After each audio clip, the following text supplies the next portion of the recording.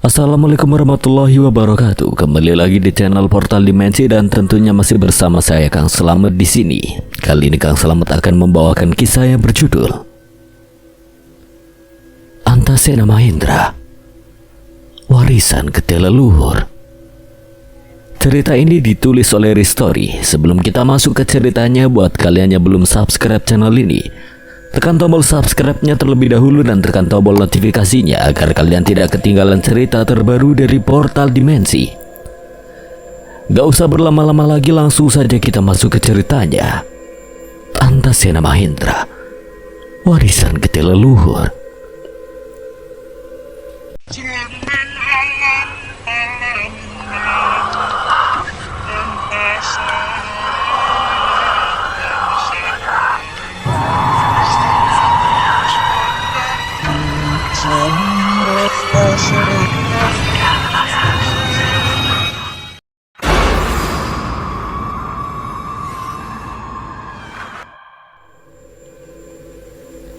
Baiklah, akan aku incar dari belakang. Mahendra menarik nafas panjang lalu mengangkat kedua tangannya ke atas.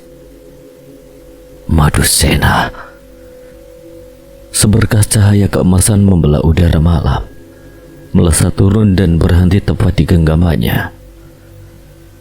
Tombak Madusena kembali hadir bila hanya memancarkan sinar bersih yang lama tidak digunakan dalam pertempuran sebesar ini. Sudah lama Mahendra tidak memanggilnya dan kini getarannya terasa lebih berat, seolah ikut merasakan besarnya ancaman. Dengan ajian wiraga kencana mengalir di seluruh tubuhnya, Mahendra melesat. Gerakannya nyaris tak terlihat, hanya bayangan samar yang berkelit di antara serangan makhluk itu.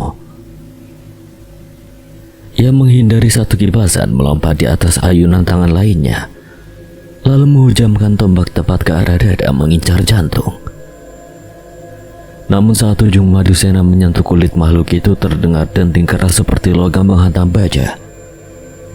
Tubuh Mahendra justru terpental ke belakang, terhempas beberapa meter hingga menghantam tanah dan berguling. Apa? Panji memanfaatkan celah itu. Ia berlari memutar, menahan nafas agar tak terdeteksi, lalu melesat dari belakang. Keris teratai putih diarahkan tepat ke titik yang sama, jantung dari sisi punggung. Sekarang, sabetan itu menghujam, namun hasilnya sama. Ada semacam perisai tak kasat mata yang melapisi tubuh makhluk tersebut. Panji terpental keras, tubuhnya menghantam batang pohon hingga kulit kayunya retak. Panji! Tidak mungkin. Tombak Madusena yang dilapisi amalan pemutih seharusnya bisa menembus kekuatan hitam.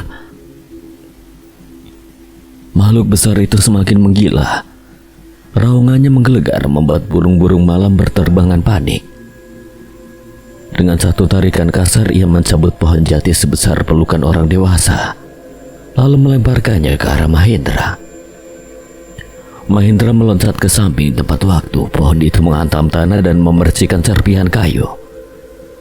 Reza dan Kuncoro mencoba mengalihkan perhatian dengan hujan batu-batu roso.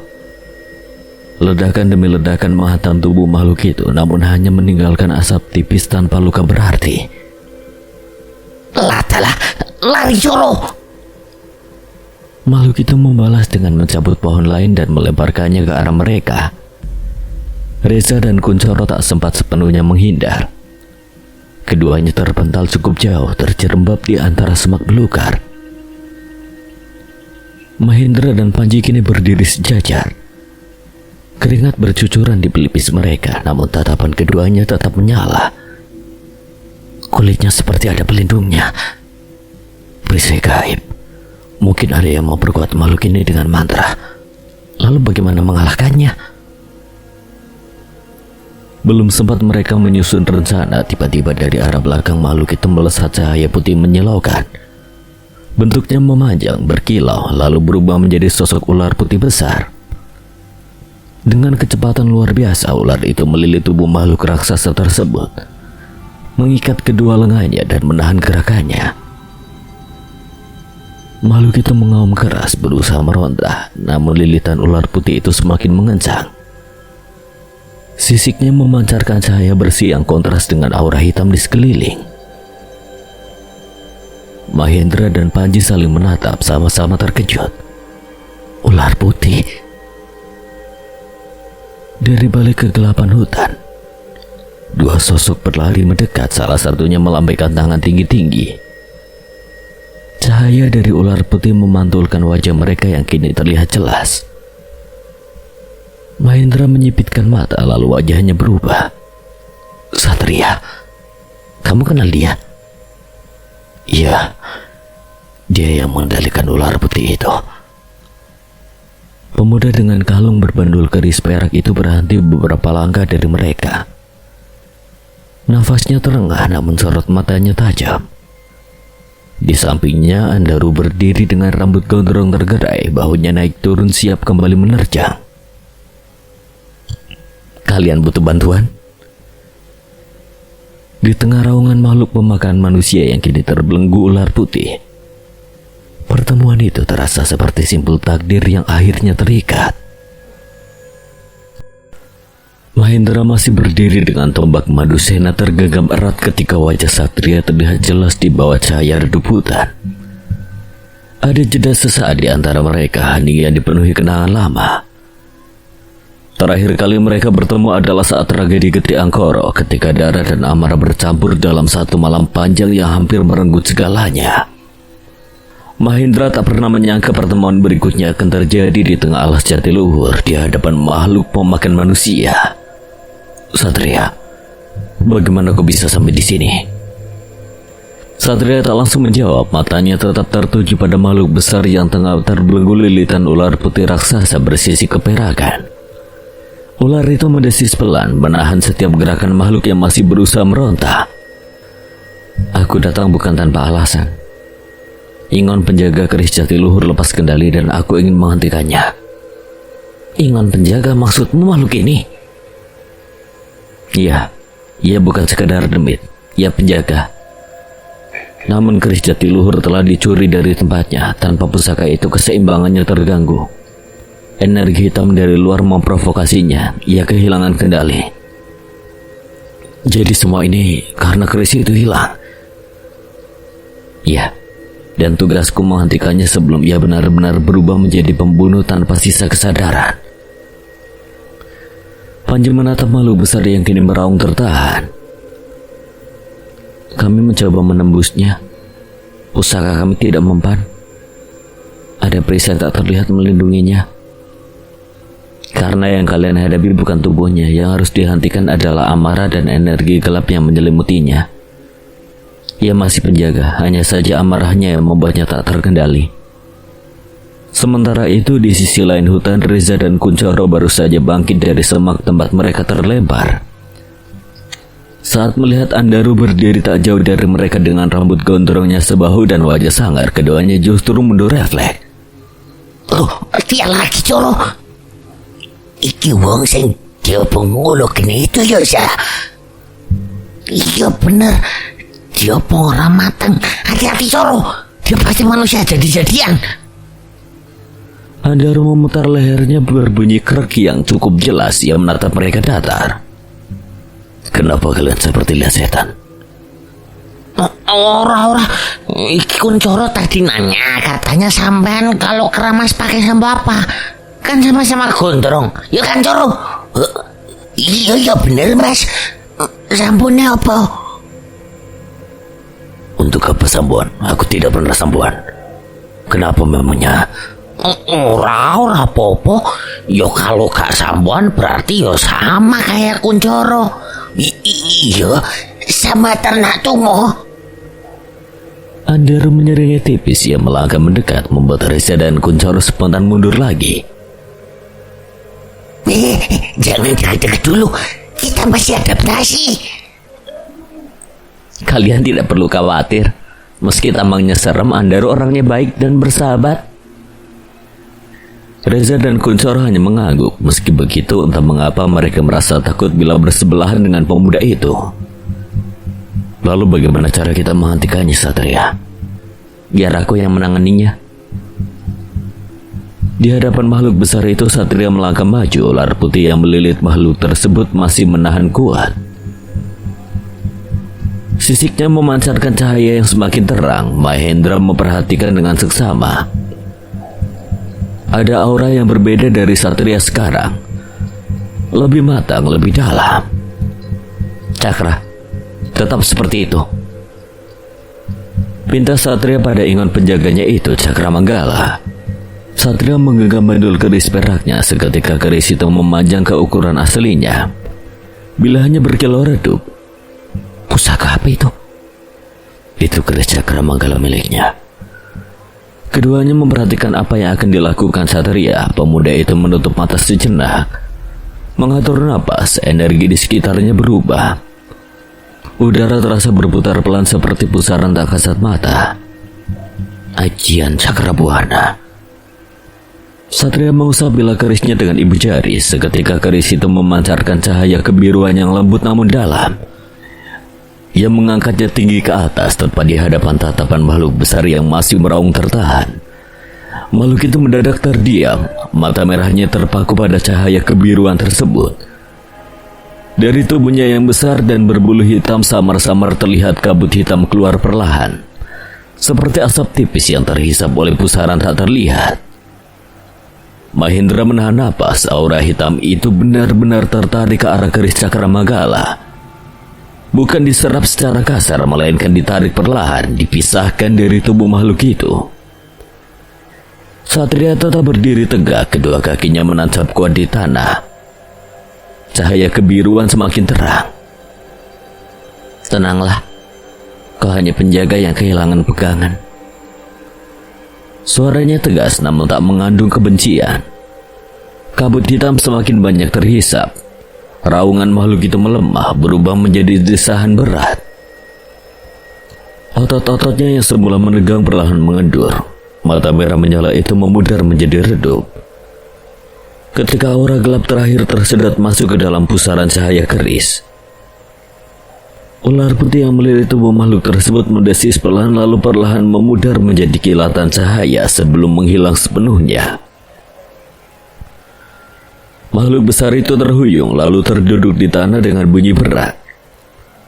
Ia tak lagi meraung, nafasnya kasar, namun tak ada lagi amarah membara di sorot matanya. Hutan yang tadi bergetar kini sunyi. Hanya suara angin yang kembali berani berembus di antara pepohonan. Mahendra menurunkan tombaknya perlahan.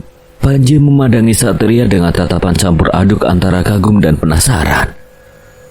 Hebat, hanya dengan satu ajian dia bisa membuat makhluk itu tenang. Keheningan menyelimuti alas Jatiluhur setelah aura hitam terakhir terserap oleh keris Cakra Manggala. Mahendra, Panji, Reza, dan Kuncoro masih terpaku memandangi Satria. Apa yang barusan mereka saksikan bukan sekedar ilmu tinggi, melainkan penguasaan yang matang atas sesuatu yang bahkan belum sepenuhnya mereka pahami.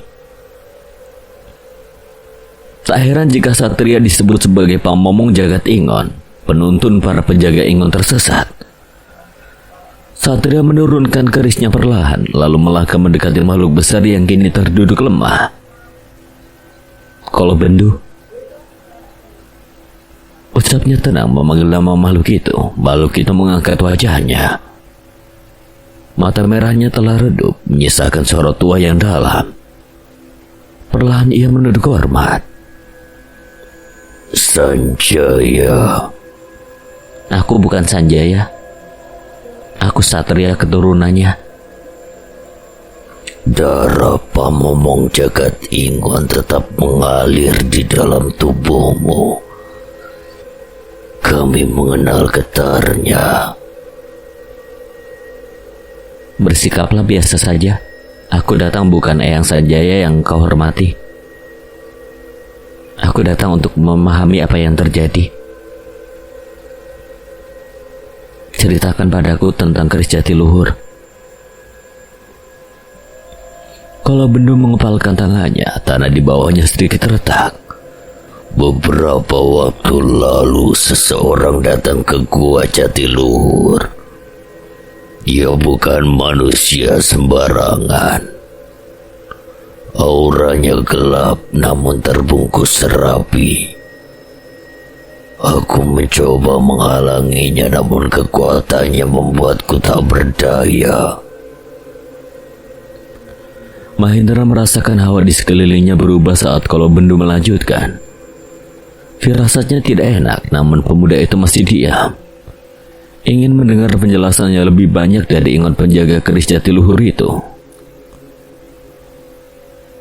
Orang itu menyebut dirinya Raden Mudrasena, namun di balik wujud itu, aku mengenal sesuatu yang jauh lebih tua dan lebih busuk. Iblis terkutuk yang telah berkali-kali menorehkan darah di tanah Jawa, penyebab peperangan, kesesatan, dan kehancuran. Namanya Basukolo. Tubuh Mahendra menegang seketika. Panji, Reza, dan Kuncoro menoleh bersamaan ke arahnya. Nama itu bukan lagi asing, melainkan ancaman nyata yang selama ini membayangi langkah mereka. Satria dan Andaru saling pandang lalu menatap Mahendra. Kalian mengenalnya?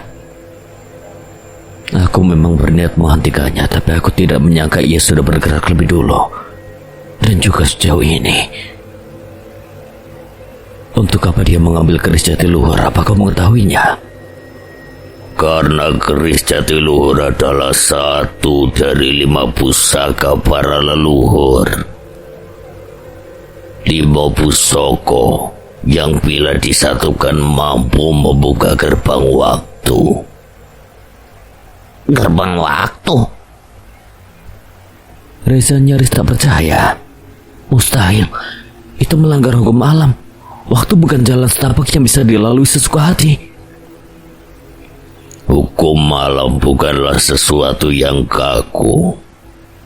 Ia seperti sungai mengalir pada jalurnya. Namun jika ada yang mengetahui hulu dan muaranya, ia dapat menemukan celah di antara arusnya. Kelima pusaka itu diciptakan bukan untuk mengacaukan waktu, melainkan menjaga keseimbangannya. Setiap pusaka menyimpan serpihan dimensi, bukan dimensi ruang, melainkan dimensi peristiwa. Ketika 5 pusaka disatukan dalam satu kehendak dan satu niat, mereka membentuk lingkaran energi spiritual. Lingkaran itu membuka celah tipis di antara lapisan waktu, bukan memutar balik waktu sesuka hati, melainkan melintasinya melalui jalur yang telah ditentukan leluhur. Seperti berjalan dari satu ruangan ke ruang lain, tanpa melewati pintu biasa. Ya, namun hanya mereka yang mampu menahan beban dimensi yang dapat melakukannya. Jika jatuh ke tangan yang salah, celah itu bisa disalahgunakan mengubah jalannya sejarah, menanam kekacauan di masa yang berbeda untuk memastikan kehancuran di masa kini. Mahendra tiba-tiba teringat satu peristiwa pertemuannya dengan Eyang Sena, leluhurnya. Saat itu dalam keadaan antara sadar dan tak sadar, sang leluhur telah memperingatkannya tentang pusaka para leluhur, tentang Basukolo yang mengincar kelimanya. Ia tak pernah menyangka peringatan itu akan menjadi nyata secepat ini. Jadi ini yang dimaksud Eyang. Seharusnya Basukolo belum bisa melaksanakan rencananya. Maksudmu? Selama pedang Candraloka masih di tanganku dan keris Cakra Manggala ada padamu, ia belum bisa menyatukan kelimanya. Keris Jatiluhur sudah ia ambil, sisanya berarti berada di tangan Arlingga dan Juna. Tapi apa maksudmu, Ndra? Aku belum mengerti. Pusaka para leluhur berjumlah 5. Pedang Candraloka milikku, keris Cakra Manggala milikmu Satria, keris Jatiluhur yang sudah hilang, dan sisanya ada pada kedua temanku, Arlingga dan Juna. Selama kelima pusaka itu tidak bersatu, Basukolo pastinya belum bisa melaksanakan rencananya. Jika ia mengincar 5 pusaka, kita harus memperingatkan mereka agar tidak jatuh ke tangan Basukolo. Di tengah alas Jatiluhur yang kembali sunyi, satu kenyataan kini berdiri jelas di hadapan mereka. Ini bukan lagi sekedar pertarungan melawan makhluk lepas kendali. Ini adalah perebutan pusaka para leluhur, perebutan atas waktu itu sendiri. Semoga saja kita tidak terlambat. Malam itu rumah Arlingga terasa lebih sunyi dari biasanya. Di ruang tengah yang diterangi lampu temaram, Juna dan Arlingga duduk berhadapan dengan Baseno. Wajah lelaki tua itu tampak tegang mendengar penuturan keduanya tentang kejadian yang baru saja mereka alami. Tentang penari bertopeng merah, tentang pusaka yang direbut paksa, dan tentang arwah-arwah pendendam yang nyaris menghabisi mereka. Belati Kudrawinata dan Bajragada dirampas begitu saja. Kami tidak punya pilihan, Mbah. Arido dijadikan sandera. Basena menarik nafas dalam. Pusaka itu memanglah sangat berharga, apalagi itu peninggalan leluhur mereka. Namun Baseno tidak bisa menyalahkan mereka sepenuhnya. Nyawa seseorang memang lebih penting. Jika dirinya berada di posisi mereka, mungkin Baseno juga akan melakukan hal yang sama. Lalu bagaimana dengan arwah-arwah pendendam itu? Kalau bukan karena Mahesasura yang terusik oleh arwah-arwah itu, mungkin kami tidak akan selamat, Mbah. Penjaga alas Surawetan memang tidak akan tinggal diam jika wilayahnya dikotori arwah liar. Tapi ini bukan sekedar perampasan pusaka.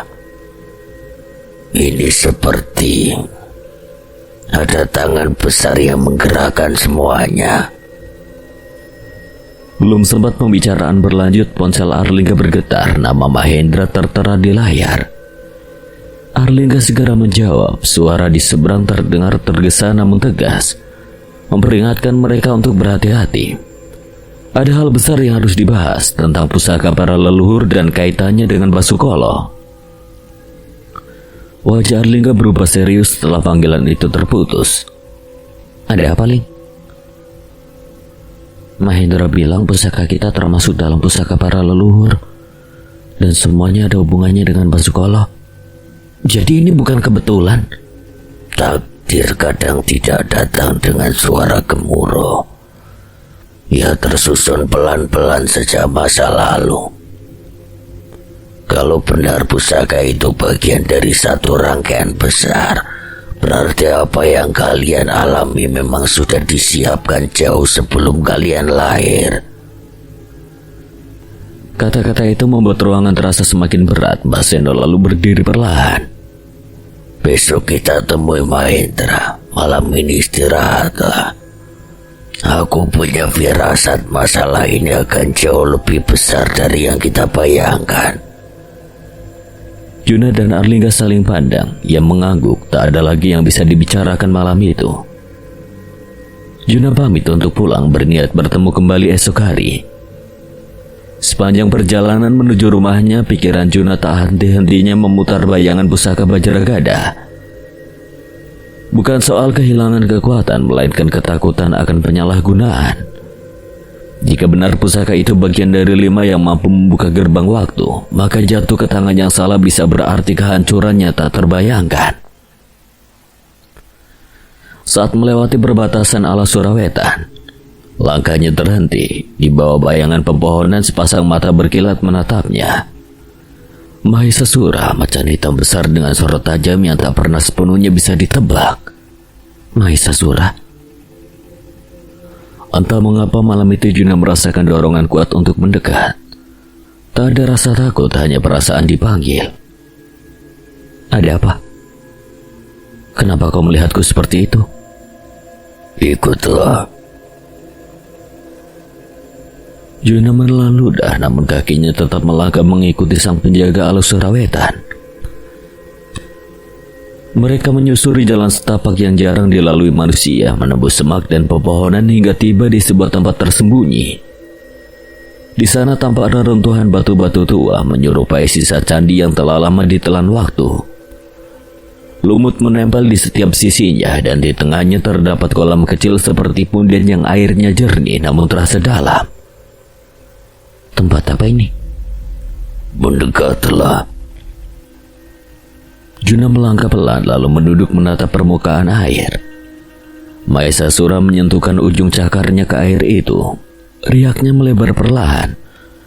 Lalu berubah, permukaan yang semula memantulkan wajah Juna kini menampilkan bayangan lain. Seorang pria dengan pakaian kebesaran seperti raja muncul di dalam air. Wajahnya tegas, sorot matanya tajam namun teduh. Hanya dengan melihatnya saja Juna merasakan kewibawaannya menekan dada. Sosok itu tersenyum tipis. Kau sangat mirip dengan anakku, Linggajaya. Siapa Anda?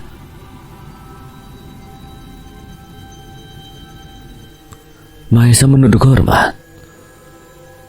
Beliau adalah Gusti Prabu Kertabumi, Raja besar dari Astana Bumi.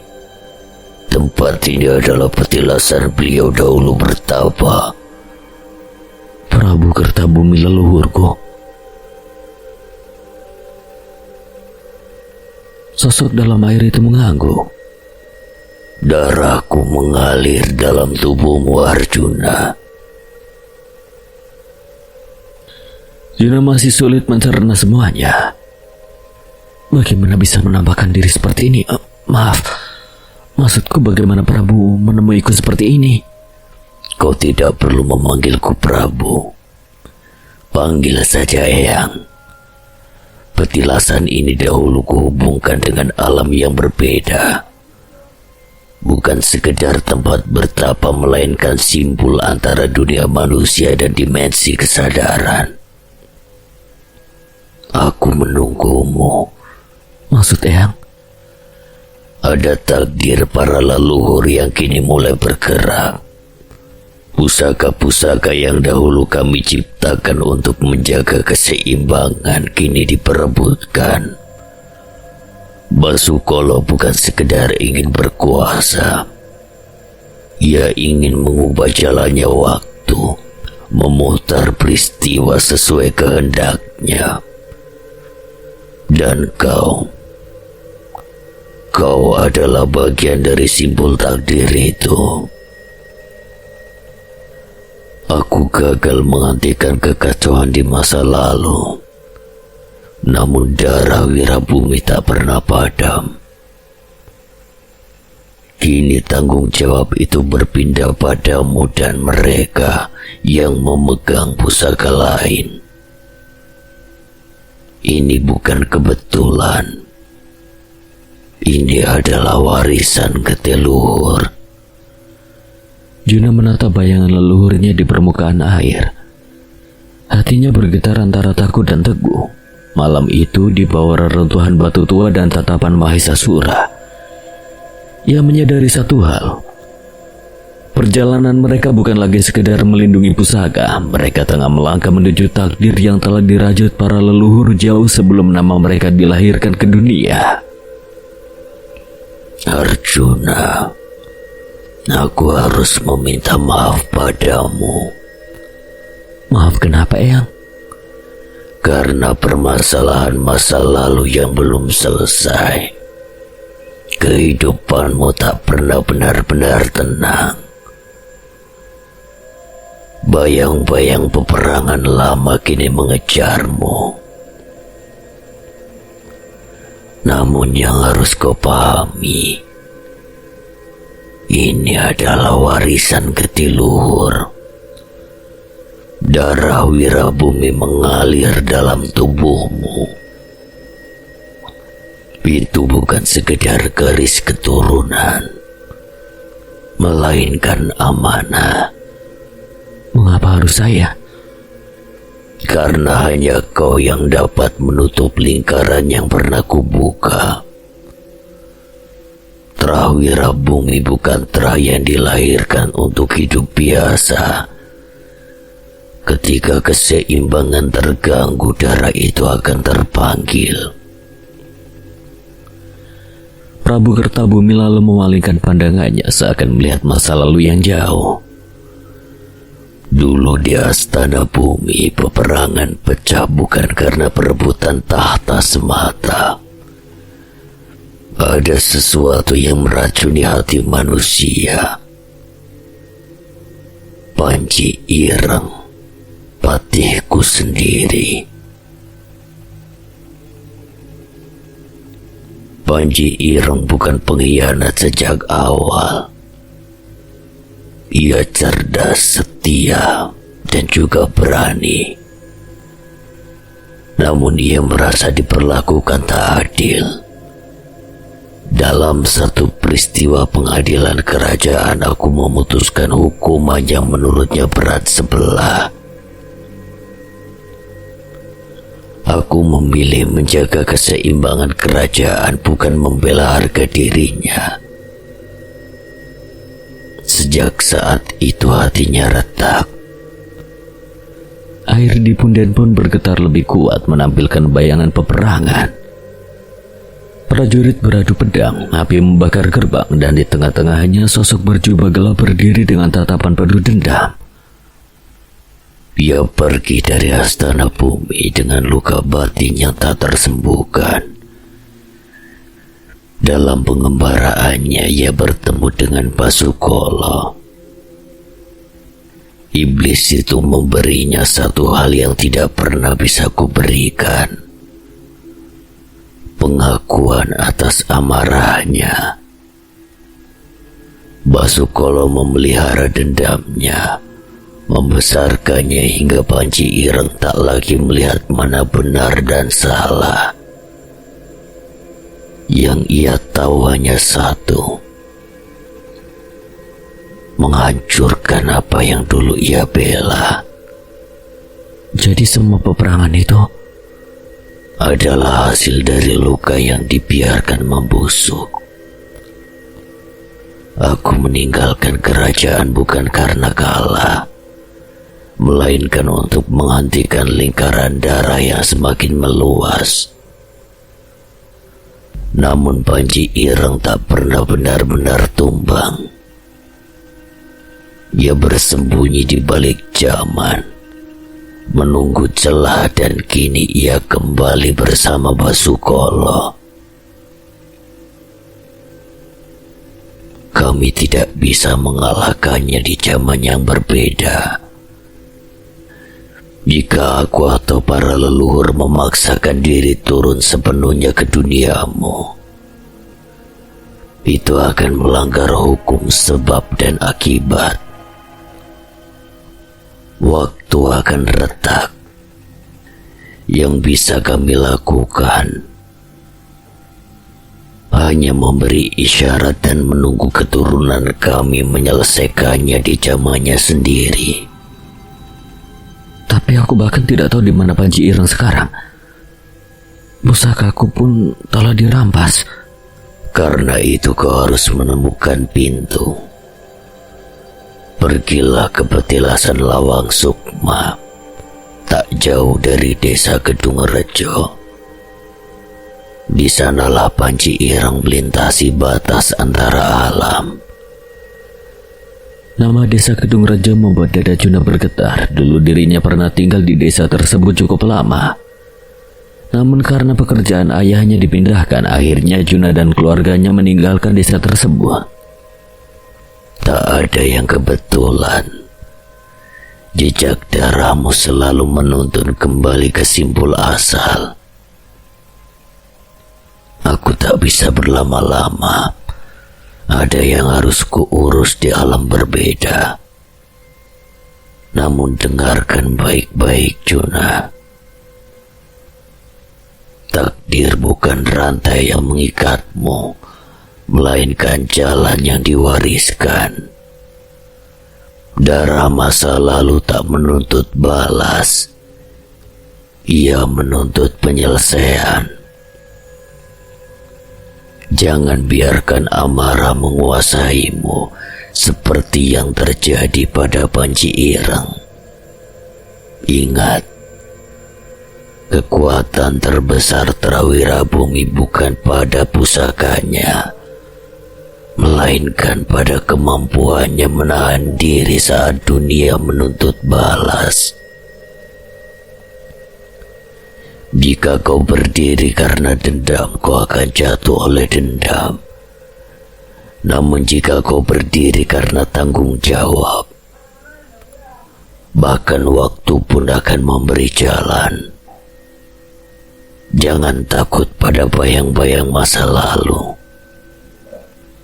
Kau bukan pengulang sejarah. Kau adalah penutupnya. Wajah Prabu Kertabumi tersenyum tipis untuk terakhir kalinya sebelum bayangannya memudar, kembali menjadi permukaan air yang tenang. Juna tetap berdiri, napasnya berat namun matanya menyala oleh kesadaran baru. Mahisasura bangkit perlahan menatapnya dalam. Malam itu di bawah reruntuhan petilasan tua, Juna memahami satu hal. Ia bukan sekedar pemuda yang kehilangan pusaka.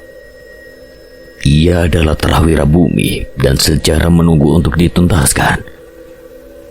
Bukan di masa lalu, melainkan di zamannya sendiri.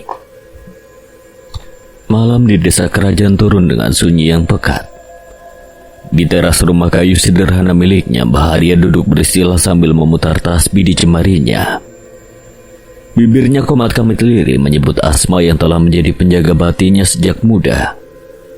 Namun di sela ketenangan itu ada sesuatu yang perlahan berubah. Angin yang semula sejuk mendadak terasa berat. Udara seperti menekan dada. Siapa yang datang malam-malam seperti ini?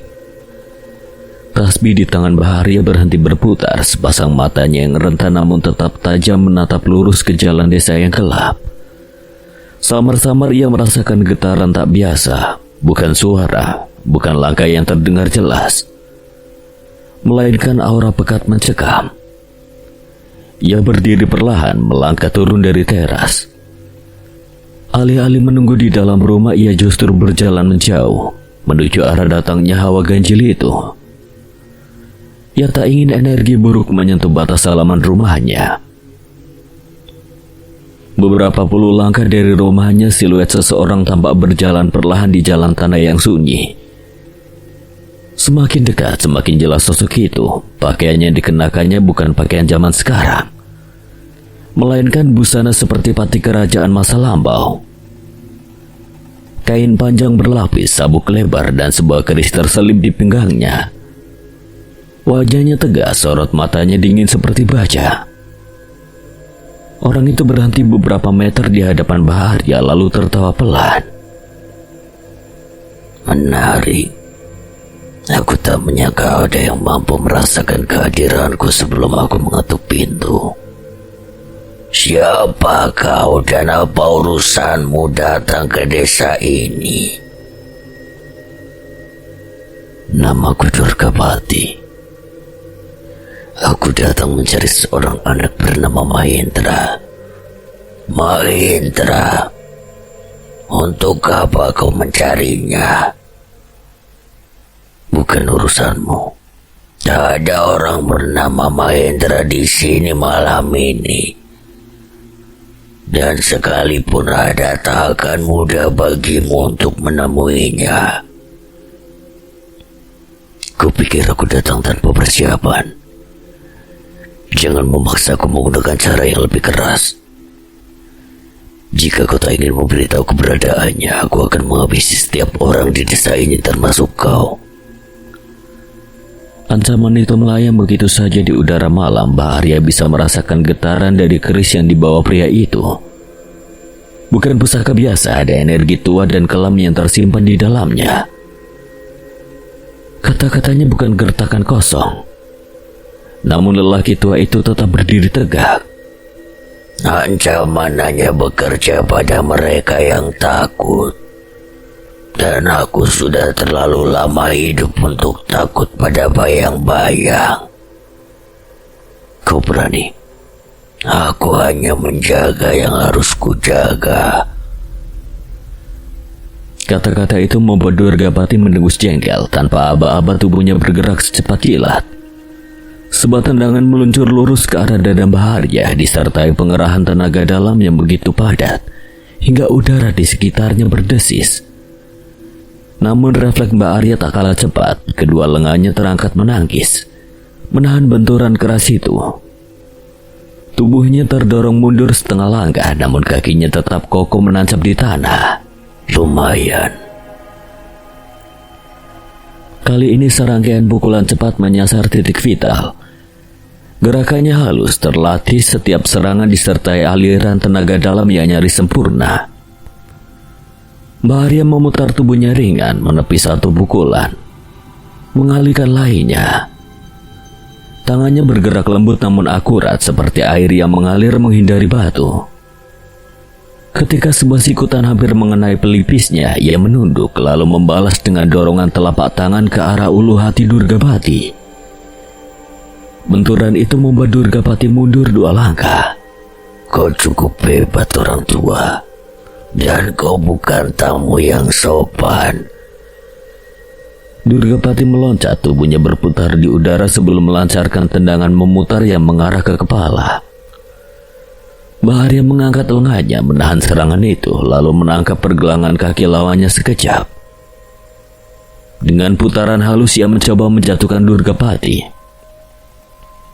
Namun Pati itu melepaskan diri dengan kelincahan luar biasa. Ia mendarat ringan lalu menghantam tanah dengan telapak tangannya. Getaran tenaga dalam merambat ke arah Mbah Arya seperti gelombang tak kasat mata. Lelaki tua itu terpaksa melompat menghindar, bajunya berkibar tertiup dorongan energi. Keduanya kini berdiri saling berhadapan, nafas masih teratur meski benturan demi benturan telah terjadi. Angin malam kembali berhembus, membawa aroma tanah dan ancaman yang belum selesai. Di tengah desa kerajaan yang masih terlelap, 2 generasi dari 2 zaman berbeda kini beradu. Bukan sekedar demi harga diri, melainkan demi melindungi takdir yang tengah diburu. Durgapati terhuyung setapak, nafasnya memburu, sorot matanya berubah. Tak lagi sekedar congkak, melainkan waspada. Ia menatap lelaki tua di hadapannya dengan cara berbeda, seolah sedang membaca lembaran masa lalu yang tak pernah benar-benar ia tutup. Tak kusangka di zaman ini ada orang tua yang mampu mengimbangi langkahku. Beritahu aku namamu sebelum kuhabisi. Mbah Arya berdiri tegak meski dadanya terasa sesak oleh benturan tadi. Tasbih yang sempat terlepas kini kembali tergenggam di tangan kirinya. Tatapannya teduh namun tak goyah. Namaku Arya Sena Jayandaru. Nama itu pelan meluncur, tapi dampaknya seperti petir yang menyambar di langit malam. Pati Durgapati terdiam sesaat, rahangnya mengeras. Jayandaru. Jayandaru. Mbah Arya tak menjawab dengan kata-kata, hanya sorot mata yang menegaskan. Pantas saja. Durgapati menarik nafas panjang. Dulu aku pernah dikalahkan dengan seseorang keturunan Jayandaru. Dipermalukan di hadapan banyak orang. Sejak hari itu aku bersumpah tak akan pernah lagi tunduk pada darah yang sama. Dan malam ini, sumpah itu akan aku tepati. Ini akan menjadi kali kedua dirimu dikalahkan. Tanpa aba-aba serangannya datang lagi, kali ini jauh lebih berat. Langkahnya menghentak tanah, memecah kerikil di jalanan desa. Setiap pukulannya dilepaskan terasa seperti palu besi yang dihantamkan tanpa ampun. Tenaga dalamnya ia kerahkan tidak lagi setengah-setengah. Udara di sekitar mereka bergetar menekan dada. Mbah Arya menangkis 2-3 pukulan, namun getaran dari tiap benturan merambat hingga ke tulang. Rasa nyeri menjalar sampai ke pundak. Ia sadar lawannya kini benar-benar serius. Aku tak akan kalah lagi. Ia lalu menangkupkan kedua tangannya di depan dada. Nafasnya ditarik panjang lalu dihembuskan perlahan. Seketika aura yang terpancar dari tubuhnya melonjak drastis. Urat-urat di lengannya menonjol, mengeras seperti lilitan akar tua. Dari sela-sela jemarinya tampak asap hitam tipis mengepul berputar mengikuti aliran tenaga dalam yang ia pusatkan. Mbah Arya menyipitkan mata. Ia bisa merasakan tekanan yang berbeda. Serangan itu bukan lagi sekedar pukulan biasa. Jika ia menangkisnya secara langsung, tulangnya bisa remuk seketika. Durgapati melesat maju, kedua tangannya menghantam lurus ke arah dada Mbah Arya. Namun sebelum pukulan itu tiba, tubuh tua itu menghilang dari titik semula.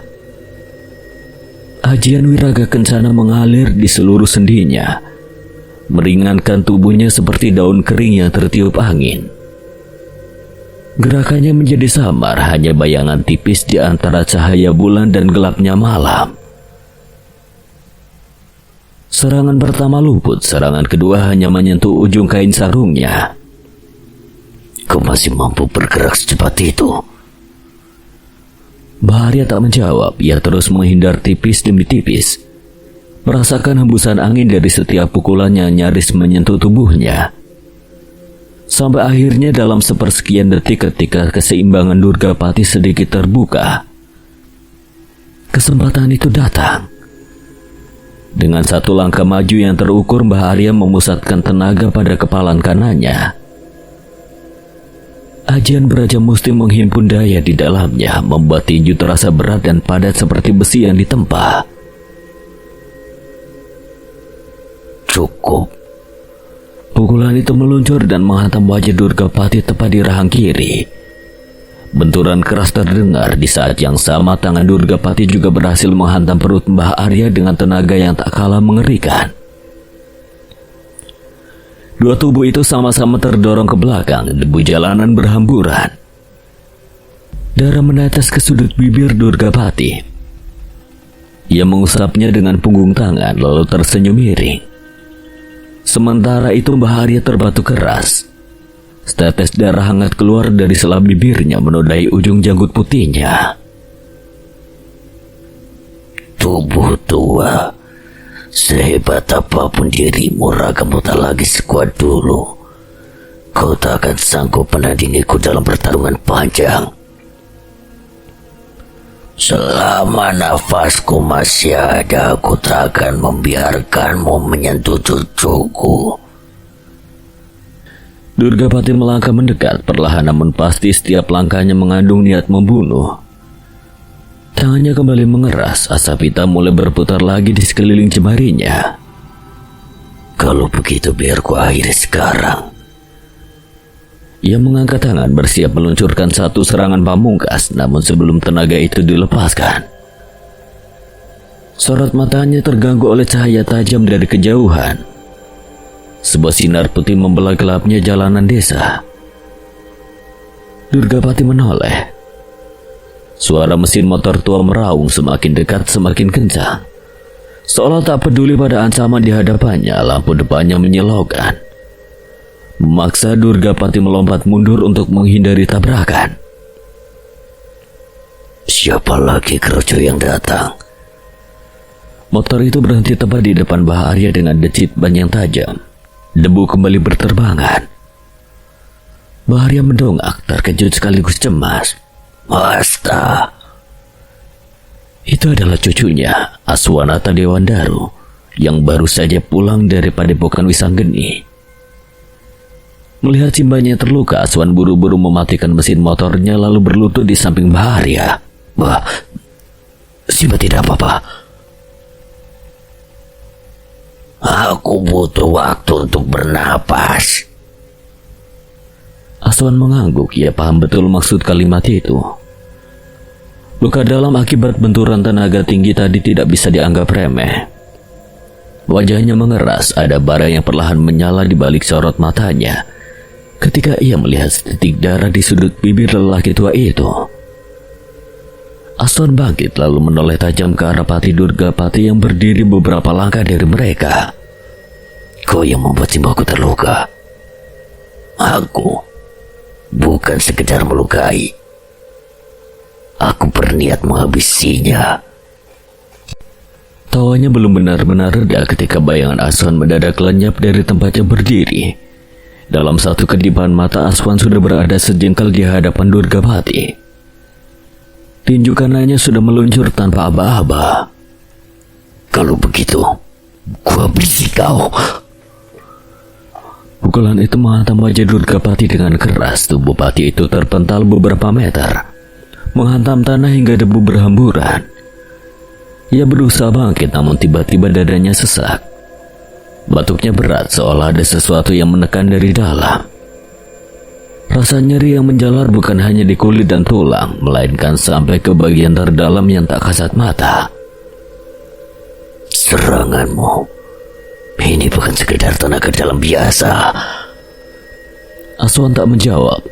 Tangannya meraih kalung yang menggantung di dadanya. Kalung Pasopati, jemarinya menggenggam liontin itu erat-erat. Di dalamnya bersemayam Asoka, sang macan putih. Biasanya ia tidak pernah langsung meminjam kekuatan sebesar ini, namun malam ini berbeda.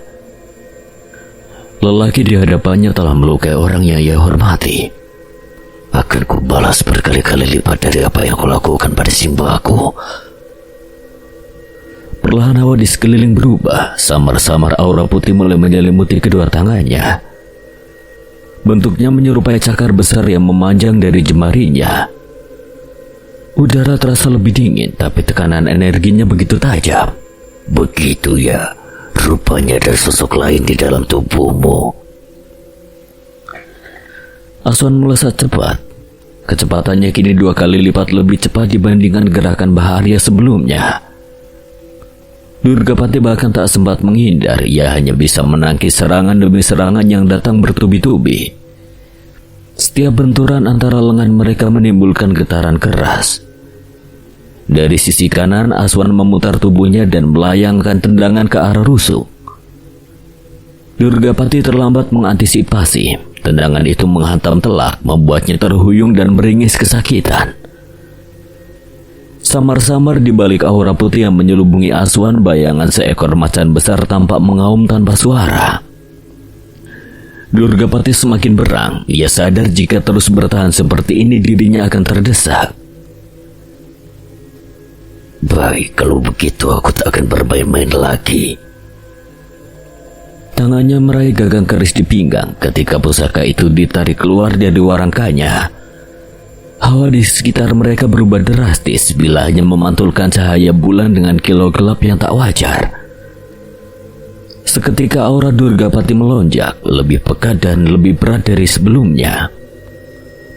Aswan merasakan tekanan itu. Ancaman yang datang kini berbeda. Lebih tajam, lebih mematikan. Tanpa ragu ia meningkatkan aliran tenaga dari kalung Pasopati. Asoka. Aura putih yang menyelubungi tubuhnya semakin terang. Cakar-cakar energinya tampak lebih jelas, lebih panjang, lebih padat. Ia menggunakan 70% kemampuan Asoka. Mereka saling menerjang hampir bersamaan. Gerakan keduanya terlalu cepat untuk ditangkap mata biasa. Keris dan cakar putih beradu, menimbulkan percikan api di udara malam. Suara logam dan energi yang berbenturan menggema di jalanan desa kerajaan. Durgapati memutar kerisnya, menyerang dari bawah.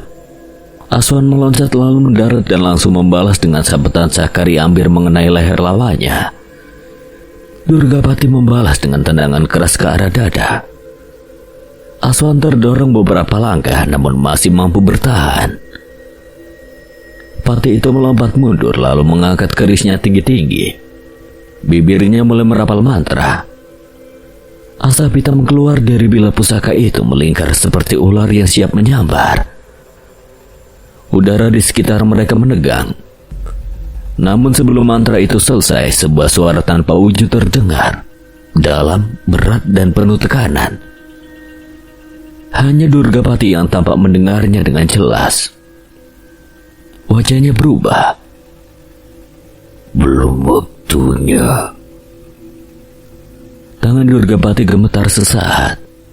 Asap hitam di belah kerisnya meredup. Ia terdiam beberapa detik, lalu perlahan menurunkan senjatanya. Tanpa berkata apa-apa, ia memasukkan kembali keris itu ke dalam warangka. Bocah macan putih dan orang tua, kali ini kalian beruntung. Aswan bersiap menerjang lagi, namun Durgapati sudah melangkah mundur. Dalam satu kedipan tubuhnya bergerak cepat menuju ke kegelapan di ujung jalan. Bayangan seolah melebur dengan malam. Keparat, jangan lari kau! Pemuda itu berlari mengejar. Ia menyusuri jalanan desa hingga ke tikungan gelap. Kosong. Hanya angin malam yang berembus pelan. Tak ada jejak langkah. Tak ada aura yang tersisa. Pati Durgapati menghilang seolah tak pernah ada. Aswan mengepalkan tangan, nafasnya masih berat oleh sisa pertarungan. Di balik keamarahnya, ia tahu satu hal yang pasti. Malam ini bukan akhir, hanya awal dari sesuatu yang lebih besar. Jika bertemu kembali, tak akan kubiarkan kau hidup, karena kau sudah melukai Simbaku.